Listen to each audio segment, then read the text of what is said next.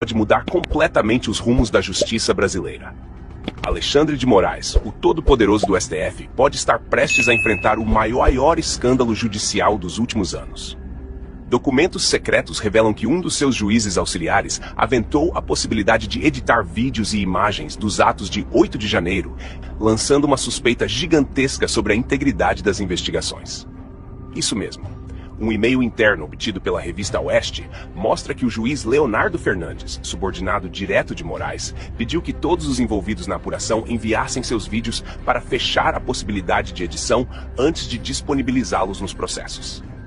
Mas o que isso significa? Será que provas foram manipuladas? Será que informações foram plantadas? Será que o maior tribunal do país forjou evidências para manter presos aqueles que desafiaram o sistema? As revelações são estarrecedoras e podem levar à anulação de todos os processos relacionados ao 8 de janeiro. A denúncia vem acompanhada de uma preocupação ainda maior. Segundo juristas, qualquer tipo de edição de provas pode significar falsificação documental.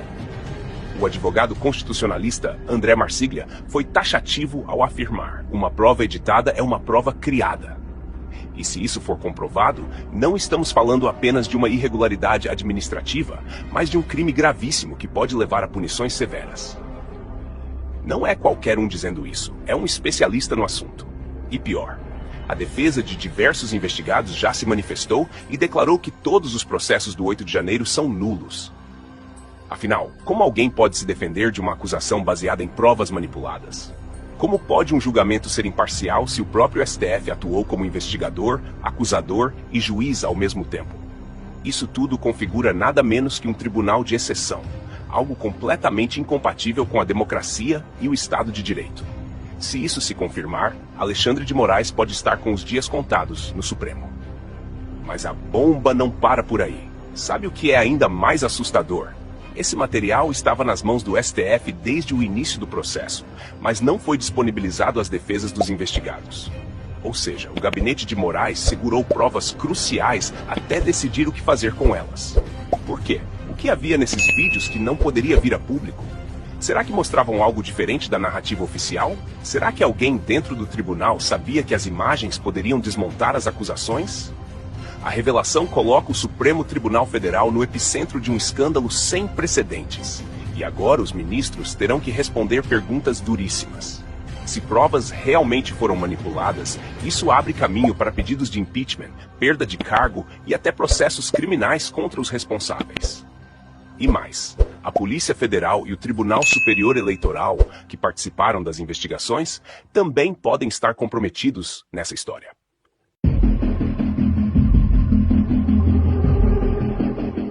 O que aconteceu com Felipe Martins é uma das maiores barbaridades já vistas na história recente do Brasil.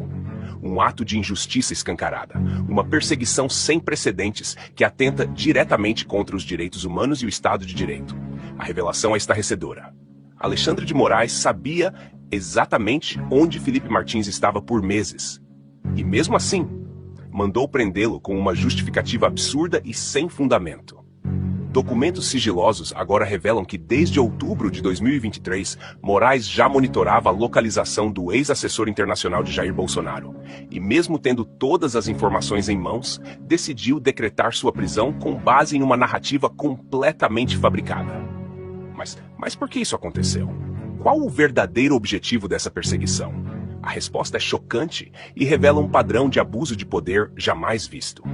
A pergunta que não quer calar é: se Moraes já possuía a geolocalização de Felipe Martins há meses, como pode justificar sua prisão sob a alegação de uma viagem aos Estados Unidos? Essa é uma contradição gritante que expõe o grau de manipulação que tem dominado as decisões da Suprema Corte. E não é só isso. Documentos revelados mostram que o próprio STF, a Polícia Federal e até a Procuradoria-Geral da República sabiam da verdade. Eles tinham conhecimento de que Felipe Martins nunca saiu do Brasil, mas deixaram que ele fosse preso assim mesmo. Isso significa que houve uma construção deliberada de uma narrativa falsa para justificar sua detenção. Isso é crime. Isso é tortura judicial, perseguição política e um atentado direto contra o Estado Democrático de Direito. E se fizeram isso com ele, quem mais pode estar sendo vítima desse mesmo esquema?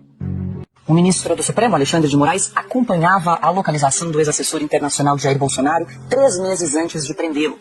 Decisões do ministro, agora em sigilo, mostram que o magistrado possuía informação de geolocalização de Martins desde outubro de 2023. De acordo com a reportagem, em 24 de outubro daquele ano, Moraes expediu ofícios às operadoras de telefonia Vivo e TIM e também ao aplicativo de transporte Uber para obter o paradeiro de Martins. Procurado por Oeste, o gabinete do ministro não se manifestou sobre por que mandou prender o Felipe Martins com base na viagem aos Estados Unidos, se tinha desde outubro dados referentes à localização dele no Brasil havia 3 meses. O Christian disponibiliza os documentos, os despachos, as decisões do ministro, em que ele pede a quebra do sigilo ali telefônico do Felipe Martins do ano de 2022 e 2023, ou seja, 2022 teria sido o final ali, dezembro de 2022 teria sido a data que ele teria, em tese, viajado aos Estados Unidos. Mas como a gente acompanha pela documentação, o ministro já tinha tudo em mãos em relação aos deslocamentos de Felipe Martins. Agora fica claro, ainda mais claro, que o Alexandre de Moraes sabia onde o Felipe Martins estava. Ou seja, prendeu porque quis, não foi por causa da viagem. Augusto. Essa história do Felipe Martins é uma das, repito, mais torpes conhecidas no mundo e não tem fim. Bom, o ministro Alexandre de Moraes está mentindo. A justiça que ele representa está mentindo para manter ainda, sob meia liberdade, que é o que ele inventou, uma das invenções, ele continua usando o tornozelo. É inacreditável, ele não viajou. O que falta apresentar, como prova, não devia apresentar nenhuma. Quem tem de provar a culpa é o acusador. Ele apresentou todas as provas e, por escolher como advogado o nosso desembargador Sebastião Coelho, ele acrescentou mais um motivo para perseguições. Vão esclarecer o caso do nome falso, a viagem que ele aparece como Felipe. Alguém atuou, da Polícia Federal, provavelmente. E isso vai ser descoberto. Isso só perdeu completamente o juízo, e a vergonha. A própria PGR sabia da geolocalização do Felipe Martins, a Polícia Federal sabia, o Alexandre de Moraes sabia, todos eles sabiam que o Felipe não tinha saído do Brasil, como se ele tivesse cometido um crime, se ele tivesse saído, e mesmo assim ele foi preso. Isso atenta diretamente contra os direitos humanos globais. Aí já saiu da esfera da censura, vejam bem, já é outro caminho contra os direitos humanos de uma maneira geral no mundo. Ou seja, o Alexandre de Moraes ele fica abrindo leques e mais leques contra ele próprio. A denúncia já está sendo chamada por juristas de um dos atos mais torpes já registrados no país. Segundo especialistas, Moraes e seus aliados fabricaram uma justificativa para manter Felipe Martins atrás das grades, mesmo sabendo que ele era inocente. Isso vai muito além de censura. Isso fere direitos humanos básicos, e agora a repercussão pode ultrapassar as fronteiras do Brasil. A própria ONU e entidades internacionais de defesa dos direitos humanos podem ser acionadas para investigar esse abuso de poder sem precedentes. Afinal, se um cidadão pode ser preso com base em uma farsa judicial, então ninguém mais está seguro nesse país. A questão agora é: qual será a resposta da sociedade e das instituições diante dessa atrocidade? E mais importante, quem será o próximo alvo desse regime de terror togado? O cerco está se fechando e Alexandre de Moraes está cada vez mais cercado pelas próprias contradições. Até quando ele conseguirá sustentar essas decisões absurdas sem enfrentar as consequências? As denúncias já estão circulando e o clamor por justiça está crescendo a cada dia. Será que a sociedade aceitará calada esse tipo de abuso? Será que o Congresso ou mesmo tribunais internacionais irão agir? Uma coisa é certa, esse escândalo está longe de terminar e a pressão só tende a aumentar. O Brasil e o mundo estão de olho. O Brasil está diante de um momento decisivo. Se a denúncia for confirmada, isso pode levar à maior crise da história recente do judiciário. Afinal, se um ministro do STF está envolvido na adulteração de provas, como confiar no sistema de justiça? Como acreditar que julgamentos são justos e imparciais? O Congresso Nacional pode ser pressionado a agir, e a sociedade já começa a cobrar respostas. O que vai acontecer com Alexandre de Moraes? Ele será investigado? Poderá perder o cargo? Vai responder criminalmente? A pressão está aumentando e essa história ainda pode tomar proporções gigantescas. Compartilhe essa notícia no máximo de grupos do Zap que você puder. Vamos ajudar o Felipe Martins, que está sendo brutalmente injustiçado, espalhando esse vídeo para tios e tias do Zap.